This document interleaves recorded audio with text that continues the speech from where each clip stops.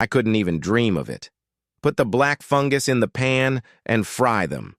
Once out of the pan, they become the signature dish in the hotel. This dish attracts a lot of customers to try it. Everyone who has eaten it praises it. Let's make it at home. First, prepare $2 worth of dried black fungus. Put it in a large bowl and add a spoonful of sugar. Then, pour in a suitable amount of warm water, warm enough to soak, but not hot to the touch. Soak for about 5 minutes.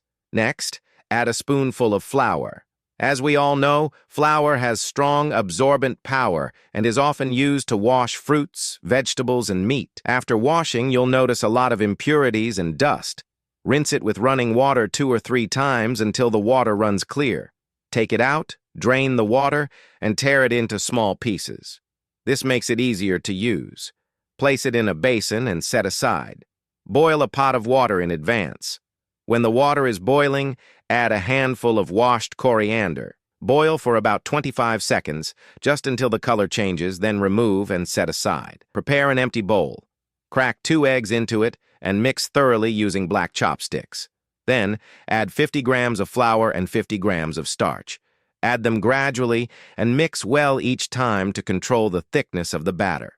The goal is to reach a yogurt-like consistency. Once the coriander has cooled, chop it finely and add it to the batter. Season with chicken essence, salt, 5 spice powder, and 13 spice powder. Stir in one direction using black chopsticks. Now, add the black fungus and make sure each piece is coated in the batter.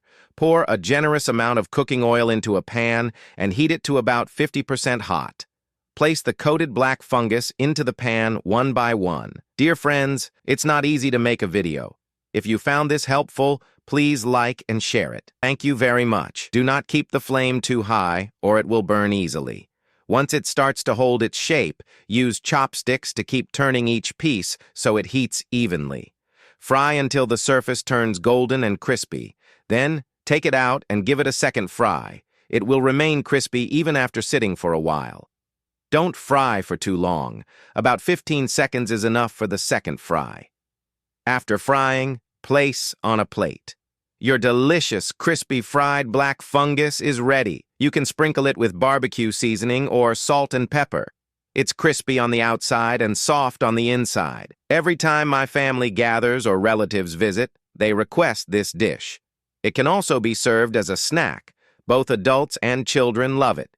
If you like it, try making it at home.